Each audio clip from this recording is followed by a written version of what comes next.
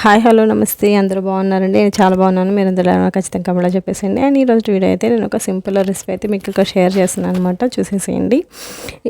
ఇదైతే mixed chana curry అనమాట. చపాతీలోకి కానీ బిర్యానీలోకి కానీ కొంచెం రైస్లోకి అయితే కొంచెం చప్పగా ఉంటుందేమో, బాగానే ఉంటుంది, తినవచ్చు.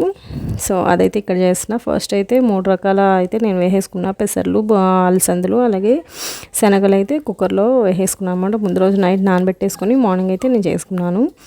అండ్ ఇవన్నీ కొంచెం ఉప్పు వేసేసి ఉడికించేసుకొని ఒక 4 to 5 విజిల్ వచ్చేదాకా ఉడికించుకోవాలి. తర్వాత అయితే ఒక బాండి పెట్టేసుకొని అందులో కొంచెం ఆయిల్ వేసుకొని ఆనియన్ అండ్ టమాటా అలాగే కొంచెం ఉప్పు కొంచెం పసుపు అయితే వేసేసి వాటిని కొంచెం మెత్తపడేంత వరకు మక్క పెట్టేసుకోవాలన్నమాట. అవైతే చల్లారిన తర్వాత మిక్సీ పట్టేసుకొని పక్కన పెట్టేసుకోవాలి పేస్ట్ అయితే.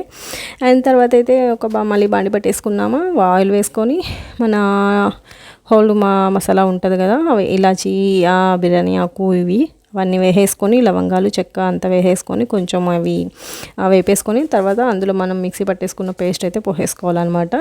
అండ్ పోసేసుకొని అందులో కొంచెం అల్లం వెల్లుల్లి పేస్ట్ కూడా అయితే వేసుకున్నాము. ఇవన్నీ కూడా మంచిగా పచ్చివాసన పోయేంత వరకు అయితే వేపేసుకోవాలన్నమాట. ఆయిల్ కొంచెం పైకి వస్తున్నట్టు అనిపిస్తుంది కదా, అంతవరకు అనమాట.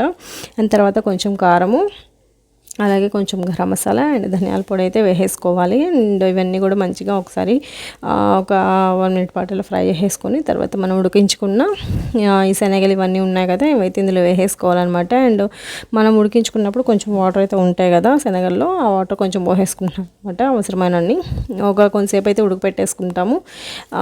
ఉడికించేసుకున్న తర్వాత కొంచెం ఇందులో చెన్న మసాలా ఉంటుంది కదా, ఆ మసాలా అయితే వేసాను అనమాట నేను. చాలా టేస్ట్గా ఉంటుంది, మీరు కూడా ఖచ్చితంగా ట్రై చేయండి.